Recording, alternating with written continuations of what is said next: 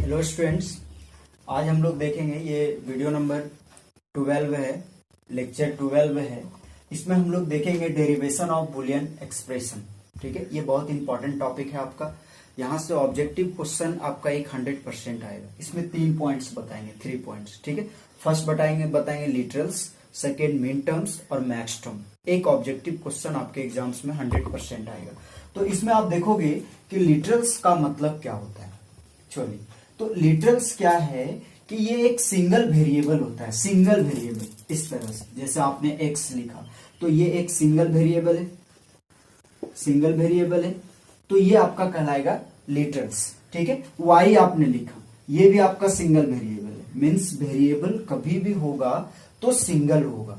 अगर variable single है तो वो क्या कहलाएगा, which is called literals. Clear है? ठीक है, इस पे आप नोट भी रख सकते हो। जैसे एक्स नोट आपने लिखा, जिसको आप क्या बोलते हो, कंप्लीमेंट। हम लोग क्या बोलते हैं इसको, कंप्लीमेंट। क्लियर है concept?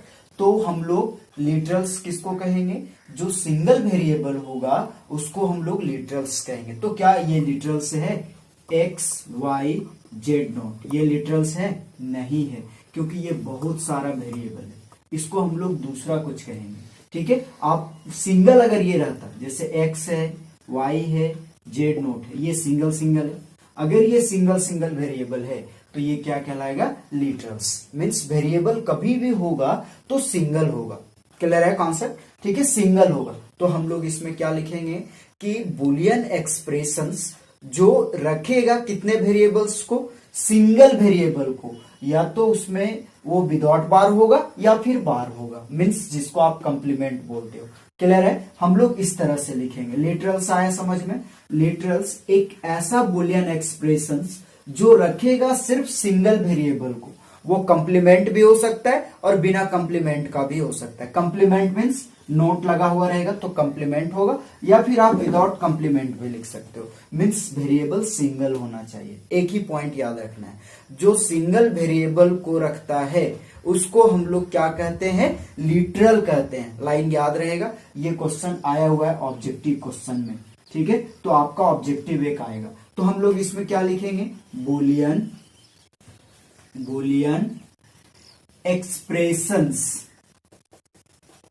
expressions which consist of single variable. कितने वेरिएबल को रखेगा, सिंगल वेरिएबल को, और इट्स कंप्लीमेंट, या फिर वो नोट को रखेगा, कंप्लीमेंट। अगर आप एग्जाम्पल देखो तो क्या लिख सकते हो एग्जाम्पल में। एग्जाम्पल आप देखिएगा, एग्जाम्पल में एक्स हो सकता है आपका, और वाई हो सकता है, और जेड नोट हो सकता है। ये सब आपका क्या कहलाएगा, लिटरल्स। सारा सिंगल वेरिएबल है। क्लियर? आर नोन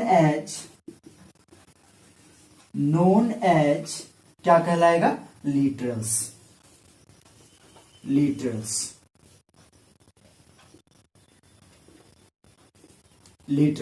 क्लियर है कॉन्सेप्ट?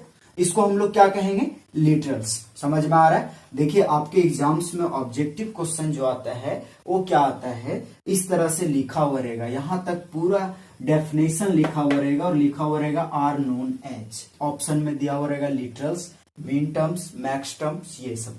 ये क्लियर है कॉन्सेप्ट? सिंपल लिखा हुआ है, Boolean expressions which consist of single variable और it's complement. For example X और वाई और Z not are known as literals. ये क्या कहलाता है, लिटरल्स कहलाता है। क्या कहलाता है, लिटरल्स। समझ में आ रहा है? ये पॉइंट आपको याद रखना है। ऑब्जेक्टिव क्वेश्चंस बहुत ही ज्यादा आता है इससे। ये तो हुआ फर्स्ट पॉइंट, इसको आप लोग लिख लीजिएगा। ठीक है, और सेकेंड आपको बताएंगे, लिटरल्स फर्स्ट हुआ, नेक्स्ट बताएंगे मीन टर्म्स।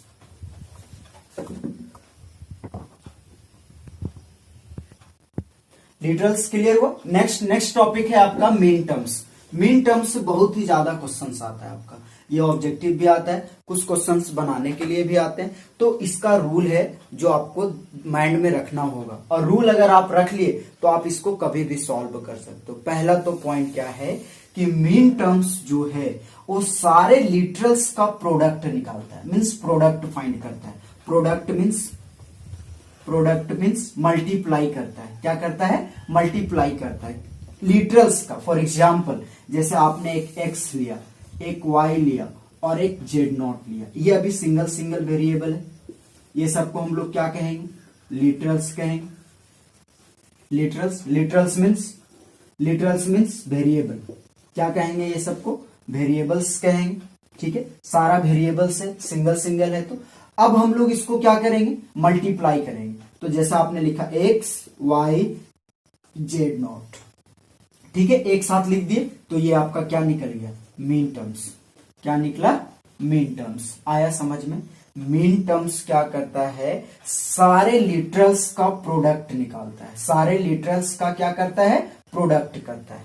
समझ में आ रहा है? किसके अंदर? लॉजिक सिस्टम के अंदर। मीन्स हम लोग जितना भी पढ़े हैं लॉजिक गेट, ठीक है, वो एक लॉजिक सिस्टम है, मीन्स तरीका है। ठीक है, उसके अंदर अगर आप प्रोडक्ट निकाल रहे हो सारे लिटरल्स का, तो आपका क्या कहलाएगा? मीन टर्म्स कहलाएगा। क्या कहलाएगा? Mean terms. आया फर्स्ट लॉजिक समझ में? मीन टर्म्स में हम लोग क्या करते हैं? सारे लिटरल्स का प्रोडक्ट निकालते हैं। सारे लिटरल्स का क्या करते हैं? प्रोडक्ट फाइंड आउट करते हैं। फर्स्ट पॉइंट क्लियर है? नेक्स्ट समझिएगा। मीन टर्म्स में कुछ रूल्स हैं। रूल्स क्या है कि जो लेटर पे, ठीक है, नॉट लगा हुआ रहेगा उसका वैल्यू 0 होगा। क्या होगा? उसका वैल्यू 0 होगा। समझ में आ रहा है? और जिसपे नोट नहीं लगा हुआ है, मीन्स नॉर्मल एक्स लिखा हुआ है, उसका वैल्यू क्या होगा? 1 होगा। मीन्स 0 यूज किया जाएगा बार्ड लेटर के लिए। मीन्स जिसपे बार रहेगा उसको बार्ड लेटर कहेंगे।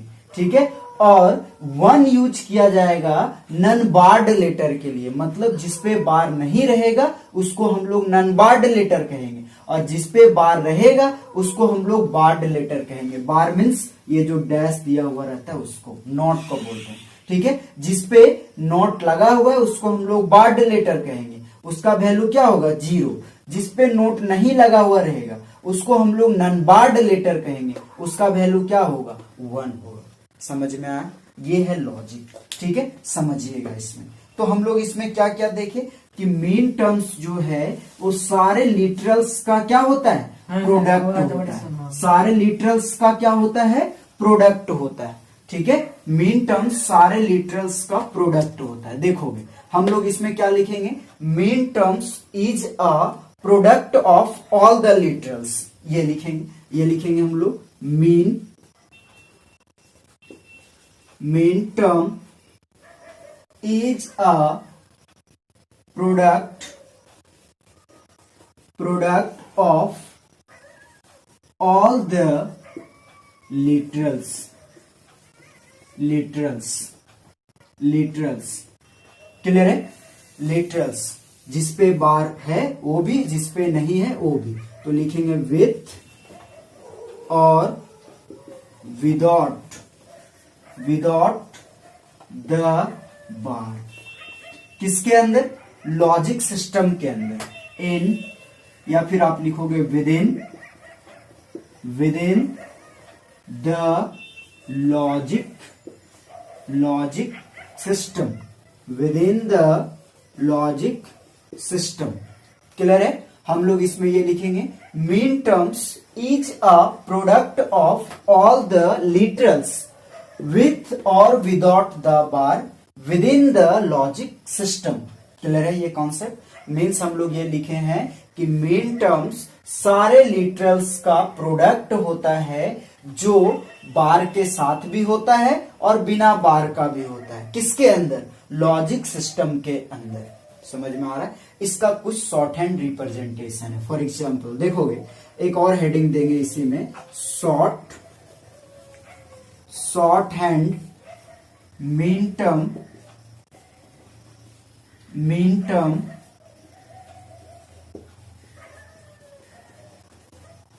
Term notation. क्या लिख रहे हैं? Short hand mean term notation. इसका पहला रूल क्या है? 3 तरीका बताएंगे आपको, तीनों से क्वेश्चंस बनाने में काम आएगा। तीनों में आप क्वेश्चन बनाओगे जब तीनों रूल जानोगे तो, और ये 2 मार्क्स में आपके एग्जाम्स में ये क्वेश्चन आता है। ठीक है, तो आप देखोगे फर्स्ट जैसे मान लो किसी का मीन टर्म्स दिया हुआ है, तो उसका जो है ओरिजिनल टर्म्स उसको आप कॉपी कर लीजिए सेम। फॉर एग्जाम्पल इस तरह से जैसे लिखा x y z नो, तो ये आपका मीन टर्म्स, मीन टर्म्स में मल्टीप्लाई होगा, तो ये हम लोग प्रोडक्ट निकाले, तो ये आपका हुआ ओरिजिनल टर्म्स। समझ में आ रहा है? ये जैसे है वैसे हम लोग इसको लिख लेंगे। सेकेंड रूल समझिएगा। सेकेंड रूल क्या है कि जिस पे बार है, जिस पे बार नहीं है और जिस पे है, तो इस पे बार है नहीं है तो इसका वैल्यू 1 लिखना। ठीक है, इस पे है नहीं है, इसका वैल्यू 1 होगा, इस पे है तो 0 होगा। ये एक बाइनरी नंबर हुआ कि नहीं? बाइनरी नंबर हुआ। इस बाइनरी नंबर को फिर किस में चेंज करना है? डेसिमल में। किस में चेंज करना है? डेसिमल में। डेसिमल में चेंज होने के बाद मीन टर्म्स को रिप्रेजेंट करने के लिए स्मॉल एम यूज करते हैं। कौन सा एम? Small M. ये ऑब्जेक्टिव क्वेश्चन आता है, मीन टर्म्स को दिखाने के लिए कौन सा एम यूज करते हैं? Small M. तो जो भी आएगा आपका डेसिमल नंबर उसको किसके साथ लिख देंगे? स्मॉल एम के साथ लिख देंगे। देखोगे आप, बहुत इजी है। ठीक है, इतना अगर आपको समझ में आया और नहीं भी आया तो आप आगे जब देखोगे तो आपको सारा क्लियर हो जाएगा, सारा पॉइंट्स। फर्स्ट सबसे पहले हम लोग पॉइंट लिखेंगे। क्या लिखेंगे? फर्स्ट ऑफ ऑल सबसे पहले कॉपी करेंगे हम लोग, कॉपी ओरिजिनल टर्म्स। जो भी आपका ओरिजिनल टर्म्स होगा उस टर्म्स को आप कॉपी कर दीजिएगा। सेकेंड पॉइंट जीरोज को हम लोग यूज करेंगे किस लेटर के लिए? बार्ड लेटर के लिए। तो हम लोग यहां पे लिखेंगे सब्स्टिट्यूट। सब्स्टिट्यूट मतलब होता है पुट करना। ठीक है, substitute zeros for barred letter. Barred letter किसके लिए होगा? 0 के लिए होगा। एंड वंस फॉर 1 किसके लिए होगा? नन बार्ड लेटर के लिए होगा। नन बार्ड लेटर किसके लिए होगा? नन बार्ड लेटर के लिए होगा। ये पॉइंट आया समझ में? 2 पॉइंट सिखाए। ठीक है, फर्स्ट ऑफ ऑल सबसे पहले कॉपी करना ओरिजिनल टर्म्स। सब्स्टिट्यूट का मतलब होता है पुट करना। जीरोज किसके लिए पुट होगा? बार्ड लेटर के लिए। 1 किसके लिए पुट होगा? नन बार्ड लेटर के लिए। बार्ड लेटर किसको कहेंगे? जिसपे बार लगा हुआ रहेगा, इस तरह से। ठीक है, ये सॉरी, बार्ड लेटर इसको कहेंगे। नन बार्ड लेटर जिसपे बार नहीं लगा हुआ रहेगा उसको हम लोग नन बार्ड लेटर कहेंगे। क्लियर है कॉन्सेप्ट? सेकेंड पॉइंट देखो। थर्ड पॉइंट देखिएगा आप, तीसरा नंबर क्या करना है? एक्सप्रेस करना है हम लोग को, मतलब चेंज करना है। एक्सप्रेस द बाइनरी नंबर को चेंज करना है किसमें? डेसिमल में। एक्सप्रेस द डेसिमल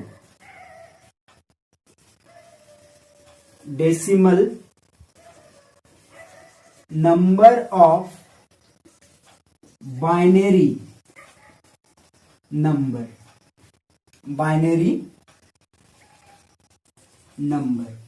मीन समझ में आ रहा है? बाइनरी नंबर को एक्सप्रेस कर देना है किसमें? डेसिमल में। As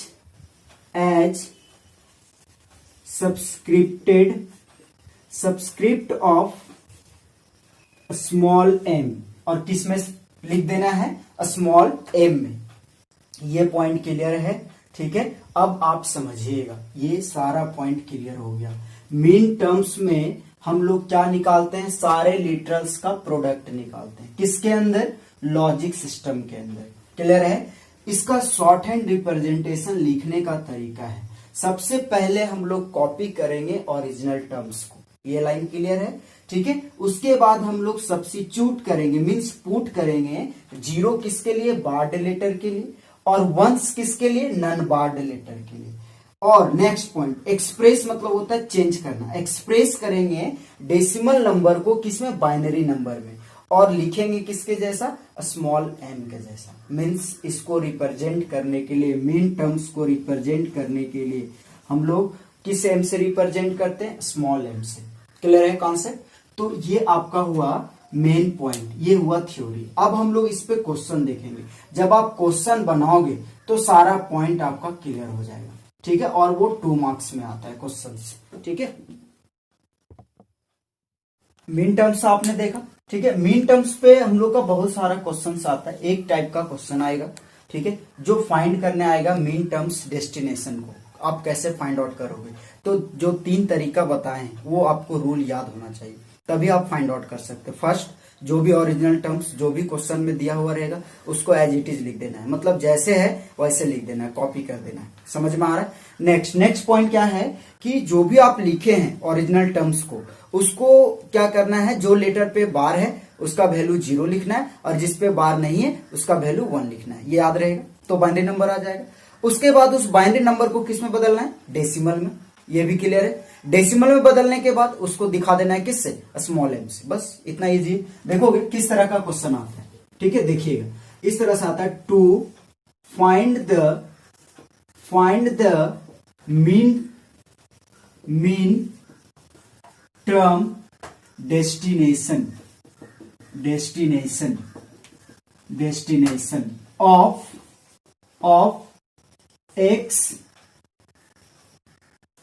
x y z not w, ऐसा दिया हुआ रहेगा, ठीक है। ये क्वेश्चन है आपका। अब इसको आपको फाइंड आउट करना है। तो देखोगे फर्स्ट रूल आपको क्या बताए थे, फर्स्ट रूल बताए थे, आंसर देखिएगा इसका। ये अगर आएगा तो 2 मार्क्स में आएगा। क्या बोले थे कि कॉपी करना है ओरिजिनल टर्म्स को। तो ओरिजिनल टर्म्स क्या होगा, ये क्वेश्चन में दिया हुआ है, तो ओरिजिनल टर्म्स को कॉपी कर दीजिए, ठीक है। तो आप यहां पे लिखोगे copy original term equal to क्या हो जाएगा, x y z not w। आ रहा है समझ में? ये हो गया, ठीक है। अब आपको पता है सेकेंड रूल क्या था कि जिस लेटर पे बार नहीं है, x पे बार है नहीं, मीन्स ये वाला नोट है नहीं, तो इसका वैल्यू 1। समझ में आ रहा है? ठीक है, इसका वैल्यू क्या हो जाएगा 1, ठीक है। y पे है नहीं है, तो इसका भी वैल्यू 1, ठीक है। और आपका z पे है, तो इसका वैल्यू 0। देखिए रूल को फॉलो कर रहे हैं हम लोग। और w है, तो w का वैल्यू, w पे है नहीं है तो 1। लॉजिक आया समझ में? देखिए तो ये बाइनरी नंबर है कि नहीं, बाइनरी नंबर तो 0 और 1 में होता है। तो हम लोग यहाँ पे उसके बाद लिखेंगे बाइनरी नंबर इक्वल टू, जो आया वो लिख दो, 1 1 0 1। ये बाइनरी नंबर है या नहीं? ये बाइनरी नंबर के बाद हम लोग को इस बाइनरी नंबर को किस में बदलना है, डेसिमल में। तो डेसिमल नंबर इक्वल टू, अब ये बाइनरी को बदलना है डेसिमल में। तो आपको पता है बाइनरी को किस तरह से बदलते हैं डेसिमल में। अगर जो नहीं जानते हैं उसके लिए आप देखोगे, ये राइट साइड है ना, राइट से काउंटिंग 0 से स्टार्ट करेंगे। कितने से? 0 से। ये हो गया 0 1 2 3। इस नंबर को काउंट कर लिया। काउंट करने के बाद आपको पता है कि बाइनरी का बेस कितना होता है, 2। क्यों होता है? क्योंकि बाइनरी नंबर सिर्फ 0 और 1 होता है। इस डिजिट को काउंट करेंगे तो इसका बेस कितना आएगा, 2। समझ में आ रहा है? इसीलिए 2 आता है, तो हम लोग हमेशा मल्टीप्लीकेशन में 2 के साथ मल्टीप्लाई करेंगे। देखोगे ये 2 है तो 2 लिख दो। काउंटिंग में कितना आया, 3, तो 2 दी पावर 3 हो जाएगा। समझ में आ रहा है? इंटू 1 के साथ मल्टीप्लाई है तो 1। देखो 2 बेस था इसलिए 2 लिखे, ये काउंटिंग में 3 आया तो पावर में चला गया, ये 1 है तो 1। ये लॉजिक आया समझ में? इस लाइन को समझिएगा। अब इसके पास आना है 2 के पास में, तो 2 के पास में कैसे आएंगे, आगे बढ़ने के लिए प्लस यूज करेंगे। क्या यूज करेंगे? प्लस। ठीक है, अब क्या हो जाएगा? 2 इंटू 1, 2 पहले से था, 2 काउंटिंग में पावर और 1 है तो 1 प्लस प्लस। अब 1 के 0 के पास आएंगे तो 2 क्या होगा? 1 होगा ना, 1 इंटू 0, 1 इंटू 0, समझ में आ रहा है? प्लस 2 अपर क्या होगा? 0 इंटू 1, जो काउंटिंग में है वो पावर में लिखेंगे। अब इसको हम लोग सॉल्व करें तो सॉल्व करोगे तो 2 है तो 2 2 जा 4 और 4 2 जा 8, तो 8 हो जाएगा इसका, इंटू 1 प्लस 2 2 जा 4 इंटू 1 प्लस 2 तो 2 हो जाएगा, एक बार मल्टीप्लाई करना 0 प्लस कोई भी नंबर पे पावर 0 होता है तो उसका वैल्यू 1 होता है, 1 इंटू 1। क्लियर है? अब आप देखोगे 8 को 1 से मल्टीप्लाई कीजिए तो 8 आ जाएगा, प्लस 4 है तो 4 प्लस ये 0 हो जाएगा आपका, 0 के साथ मल्टीप्लाई 1। क्लियर है? अब इसको ऐड कर दो, 8 और 4 12 और 1 13, कितना आया? 13 आया। समझ में आ रहा है? अब हम लोग को इसको किस में रिप्रेजेंट करना है? स्मॉल एम में। तो यहां पे लिखेंगे एक्सप्रेस द, या फिर एक्सप्रेस एज सबस्क्रिप्ट, ये लिख दो, express as subscript of small M equal to small M, कितना हो जाएगा? जितना आया उतना, 13 नीचे में लिखिएगा, स्मॉल एम 13 बेस में, ये आपका क्या होगा? आंसर। इस तरह से हम लोग सॉल्व करें। इजी है कॉन्सेप्ट समझ में आया? सबसे पहले ओरिजिनल टर्म्स जो दिया हुआ था उसको हम लोग कॉपी कर लिए, एज इट इज कर लिए। अब आपको पता है रूल कि जिसपे बार नहीं है उसका वैल्यू 1 और जिसपे बार है उसका वैल्यू 0 लिख लिए। तो हम लोग को कौन सा नंबर मिला? बाइनरी नंबर, लिख दिए बाइनरी नंबर। उसके बाद इस बाइनरी को किस में बदले? डेसिमल में। बदलने का ये तरीका था। उसके बाद इसको एक्सप्रेस कर दिए, किस में? रिप्रेजेंट कर दिए, क्योंकि हम लोग को पता है कि मिन टर्म्स को दिखाने के लिए हम लोग स्मॉल एम में लिखते हैं, इसलिए जो भी आपका रिजल्ट आएगा डेसिमल का वो आपको स्मॉल एम के साथ लिखना है। क्लियर है? कॉन्सेप्ट आया समझ में? ठीक है, देखिएगा हम लोग मिन टर्म्स देखें। मिन टर्म्स में क्या हो रहा था? सारे लिटरल्स का प्रोडक्ट हो रहा था। ठीक है, अब हम लोग देखेंगे मैक्स टर्म। मैक्स टर्म क्या करता है? सारे लिटरल्स का सम करता है। सम, दोनों में डिफरेंस देखिएगा, क्वेश्चंस बहुत ज्यादा आता है। What is the difference between मिन टर्म्स एंड मैक्स टर्म? पहला पॉइंट क्या है? मिन टर्म्स क्या करता है? सारे लिटरल्स का प्रोडक्ट, मिन टर्म्स। ठीक है, मैक्स टर्म क्या करता है? सारे लिटरल्स का सम होता है। मिन टर्म्स सारे लिटरल्स का प्रोडक्ट होता है, मैक्स टर्म सारे लिटरल्स का सम होता है। मीन्स एक में प्रोडक्ट फाइंड होगा तो एक में सम होगा। समझ में आ रहा है? नेक्स्ट आप देखोगे मीन टर्म्स। मीन टर्म्स में हम लोग क्या देखें? मीन टर्म्स, और इधर समझाते हैं मैक्स टर्म। ठीक है, मैक्स टर्म में क्या होता है? सम होता है। समझ में आ रहा है? मीन टर्म्स में क्या होता है? प्रोडक्ट होता है। समझ में आ रहा है? ठीक है, मैक्स। अब देखोगे मीन टर्म्स, पहले आप समझो तो मीन टर्म्स देखोगे। मीन टर्म्स में एक्स वाई नोट जेड लिखा हुआ है, तो इस पे जिस पे नोट है, जिस पे नोट नहीं है उसका वैल्यू 1 होता है, जिस पे है उसका वैल्यू 0 होता है, इस पे नहीं है तो 1 होता है। इसमें जस्ट उल्टा, जैसे X plus Y not plus Z लिखा हुआ, ये लिखा हुआ है, तो देखो इसमें सम होता है, इसमें प्रोडक्ट होता है, इसलिए हम लोग साथ में लिखते हैं। तो यहाँ पे क्या है? मल्टीप्लाई है। ठीक है, इसमें प्लस आपको देना होगा। इसमें उल्टा होता है, जिस पे बार नहीं है उसका वैल्यू 0 होगा, जिस पे बार है उसका वैल्यू 1 होगा, जिस पे बार नहीं है उसका वैल्यू 0। समझ में आ रहा? नेक्स्ट, मिन टर्म्स को किससे रिप्रेजेंट करते, दिखाते किससे? स्मॉल एम से। मैक्स टर्म को कैपिटल एम से। ये 3 पॉइंट डिफरेंस है, 3 डिफरेंस है। अगर आएगा तो आप अपने एग्जाम्स में लिख सकते हो कि मीन और मैक्स में क्या डिफरेंस है। What is the difference between mean terms and max term? कैसे लिखोगे आप? फर्स्ट पॉइंट लिखोगे mean terms. Mean terms is a product of all the literals. समझ में आ रहा है? मीन टर्म्स क्या होता है? सारे लिटरल्स का प्रोडक्ट होता है। समझ में आ रहा है? Next max term is a sum of all the literals. Mean term, max term क्या होता है? सारे लिटरल्स का सम होता है। क्लियर है? ठीक है। Next, mean terms is represented by small M and max term is represented by capital M. समझ में आ रहा है? नेक्स्ट मीन टर्म्स में हम लोग क्या लिखेंगे? In min terms substitute zeros for barred letter and once for non barred letter, यही ना लिखेंगे। इसमें क्या लिखेंगे? In max term zeros for non barred letter और 1 फॉर बार्ड लेटर। बस 3 डिफरेंस है। समझ में आया? ठीक है। ये हम लोग का डिफरेंसेस है जो आपके एग्जाम्स में आता है। ठीक है। तो आप देखोगे कि इसमें हम लोग क्या क्या लिखने वाले हैं। ठीक है। तो आप देखिएगा इसमें हम लोग क्या लिखेंगे? Max term is a sum of all the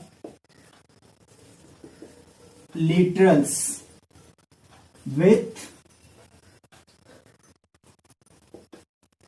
with or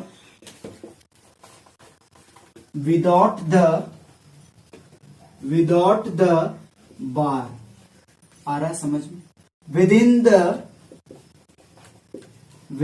the logic system. किसके अंदर?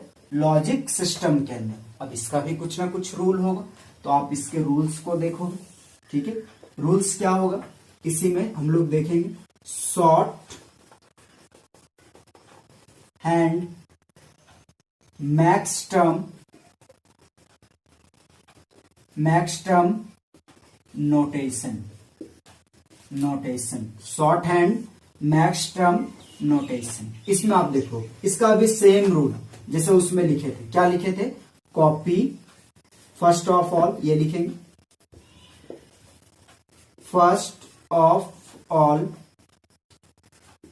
Copy the original terms. कौन से टर्म्स को कॉपी करेंगे? ओरिजिनल टर्म्स को, जैसे उसमें किए थे। Second, substitute zeros for, zero कौन सा लेटर के लिए होगा? नन बार्ड, मतलब जिसपे बार नहीं होगा, उल्टा non barred letter. And once for once, इस तरह से लिखेंगे once for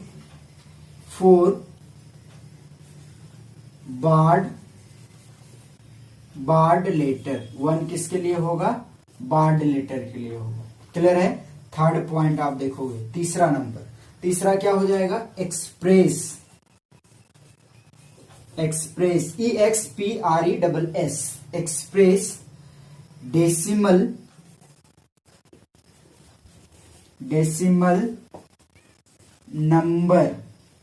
number of binary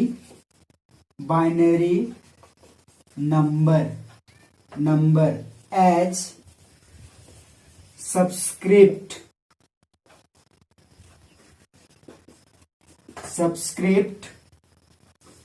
of capital M. इसको किससे रिप्रेजेंट करते हैं? कैपिटल एम से। ये 3 लॉजिक है। अब देखोगे इस पे क्वेश्चंस क्या क्या आएगा। देखो तो जस्ट उसका उल्टा हुआ कि नहीं। उसमें क्या कर रहे थे? जीरोज लिख रहे थे बार्ड लेटर के लिए, इसमें जीरो लिखेंगे नॉन बार्ड लेटर के लिए, याद रखिएगा। और इसमें 1 किसके लिए लिखा जाएगा? बार्ड लेटर के लिए। देखोगे क्वेश्चन इस तरह से आएगा, to find the max term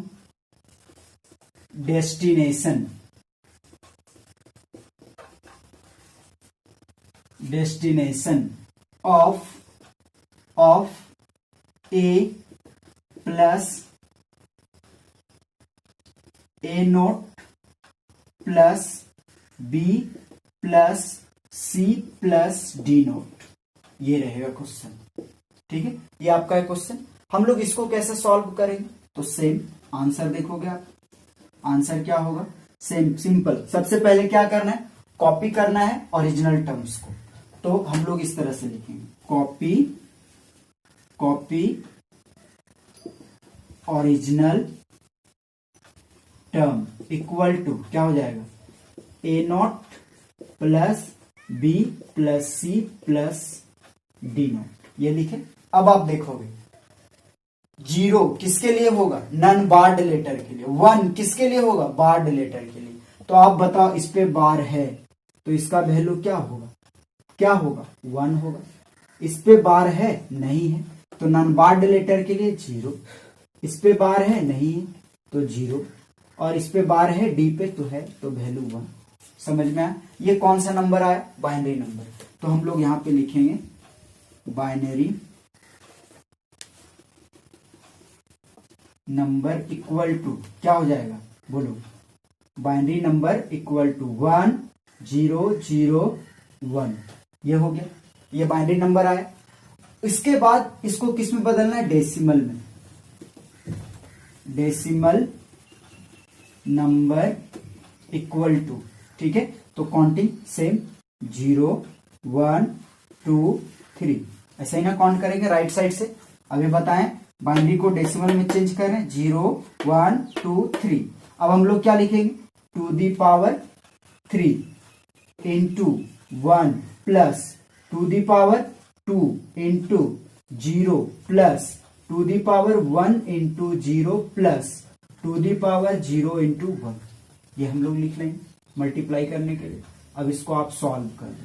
जब आप सॉल्व करोगे ये पूरे लाइन को, तो इसका वैल्यू क्या आ जाएगा, 9 मीन्स 8 को 1 से मल्टीप्लाई करो, 8 हो जाएगा, प्लस ये तो 0 हो गया, प्लस ये भी आपका 0 प्लस 1, तो क्या आ गया, 9 आया। अब हम लोग इसको एक्सप्रेस करेंगे, express as subscript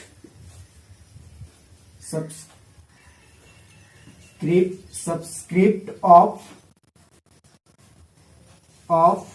capital M equal to capital M9। ये आपको लिखना होगा आंसर में। समझ में आया, ठीक है। ये आपको बताएं मैक्स टर्म, ठीक है, और मैक्स टर्म का तरीका कैसे हम लोग सॉल्व करेंगे, और उसका एक हम लोग क्वेश्चन देखें। ये सॉल्व हो जाएगा आप लोग से। समझ में आया, देखोगे आप, ये तो आपका क्लियर है कॉन्सेप्ट, ठीक है। इसको आप, ठीक है, देख लोगे अच्छे से और नोट्स बना लोगे। इसमें आपको 3 टॉपिक बताएं, ठीक है, literals, mean terms, max term, ठीक है। लिटरल्स में क्या बताएं कि सारे क्या होता है, सिंगल वेरिएबल होता है लिटरल्स में, ये लाइन याद रहेगी, ठीक है। नेक्स्ट क्या बताएं, मीन टर्म्स और मैक्स टर्म में कंफ्यूजन नहीं होना चाहिए, आप कंफ्यूज नहीं करोगे, ठीक है। मीन टर्म्स में क्या बताएं, मीन टर्म्स सारे लिटरल्स का प्रोडक्ट होता है। समझ में आया, ठीक है। मीन टर्म्स में जो वेरिएबल पे बार लगा हुआ होता है उसका वैल्यू 0 होता है, और जिस पे बार नहीं लगा हुआ रहता है उसका वैल्यू 1 होता है। समझ में आया। मीन टर्म्स को रिप्रेजेंट करने के लिए स्मॉल m हम लोग यूज करते हैं। मैक्स टर्म में जस्ट उसका अपोजिट होता है। मैक्स टर्म क्या करता है, सारे लिटरल्स का प्रोडक्ट, सॉरी सम होता है। मैक्स टर्म क्या होता है, सारे लिटरल्स का सम होता है। क्लियर है। और उसमें हम लोग क्या करते हैं, जो लेटर पे बार होता है उसका वैल्यू 1 लिखते हैं मैक्स टर्म में, ऐसा लेकिन मीन टर्म में नहीं होता। मीन टर्म में जिस पे बार होता है उसका वैल्यू 0 होता है, लेकिन उसी को चेंज कर देते हैं मैक्स टर्म। मैक्स टर्म में क्या करते हैं, जो लेटर पे बार होता है उसका वैल्यू 1 होता है, और जिस पे बार नहीं होता है उसका वैल्यू 0 होता है। बस आपको ये टॉपिक याद रखना है। और मैक्स टर्म रिप्रेजेंट करने के लिए कौन सा एम यूज करते हैं, कैपिटल एम यूज करते हैं, ठीक है। मीन स्मॉल एम से लिखा जाता है और मैक्स कैपिटल एम से लिखा जाता है, ठीक है। अब आप देखोगे आपका एग्जाम्स में क्वेश्चन जो आता है वो सबसे ज्यादा जो ऑब्जेक्टिव क्वेश्चन आता है वो किस तरह से आता है, ये आप दिमाग में रखिएगा, ठीक है।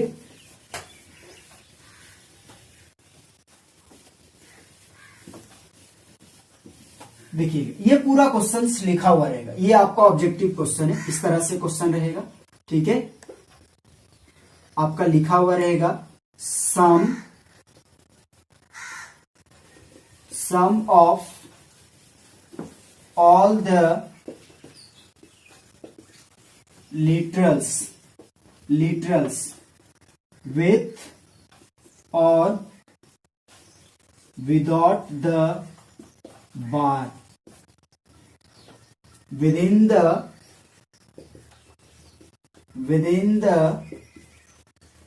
logic system is known as ... ऐसा दिया। ठीक है, ये क्वेश्चन है जो 1 मार्क्स में आता है क्वेश्चन। ठीक है, ऑप्शन दिया हुआ रहेगा नंबर ए में मीन टर्म्स,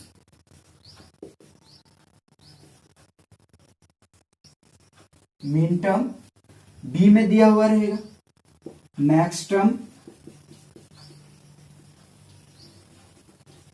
टर्म, सी में दिया हुआ रहेगा लिटरल और डी में दिया हुआ रहेगा ऑल ऑफ दीज। आप किस में टिक करोगे? किसमें?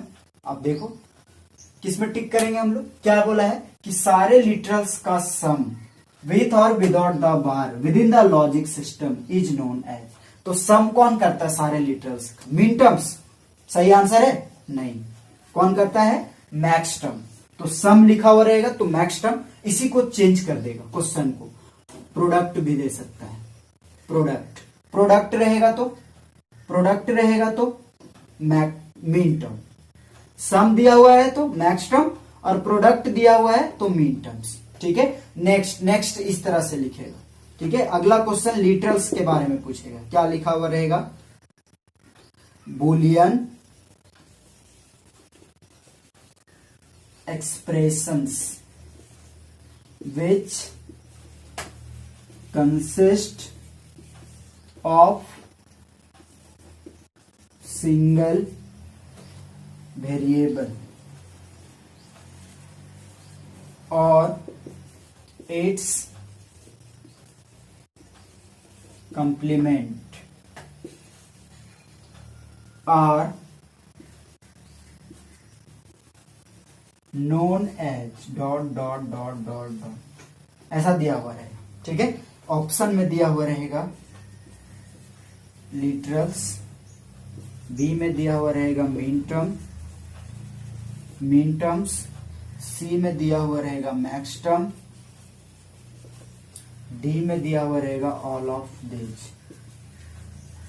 किस में आप टिक करोगे? किस में करोगे?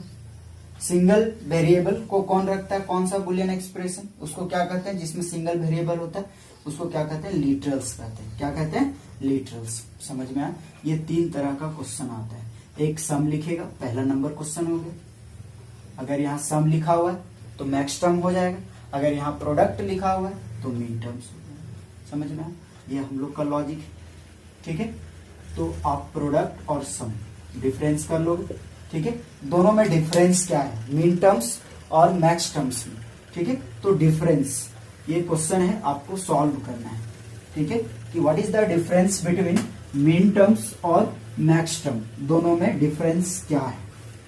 क्या डिफरेंस है मीन टर्म्स और मैक्स टर्म में? ठीक है, ये आप बनाओगे, ये आपके लिए क्वेश्चन है, आप बना सकते हो।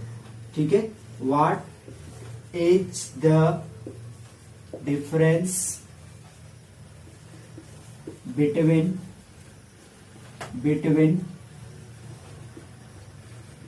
mean term and max term,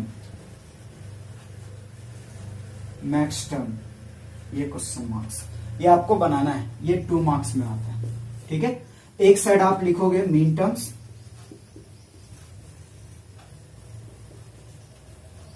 एक साइड लिखोगे मैक्स टर्म। ठीक है, ये आप सॉल्व करोगे। कैसे? सिंपल लिखेंगे, दोनों का डेफिनेशन दिए हैं, वो डेफिनेशन लिख देना है एक एक तरफ। ठीक है, उसके बाद क्या लिखना है? इसमें लिखना है mean terms represented as small M, max term represented as capital M. ठीक है, उसके बाद इसमें क्या लिखना है कि मीन टर्म्स में हम लोग सब्स्टिट्यूट करते हैं। In min terms substitute zeros for barred letter and once for non barred letter. इसमें जस्ट अपोजिट। ठीक है, max term in max term substitute zeros for none bar deleter and ones for bar deleter। ठीक है, इस तरह से दोनों में चेंज कर लेना है। आप इसको लिख सकते हो, ये आपका क्या है, होमवर्क है। आप तो घर पे ही हो, लेकिन आप इसको सॉल्व करोगे। ठीक है, थैंक यू।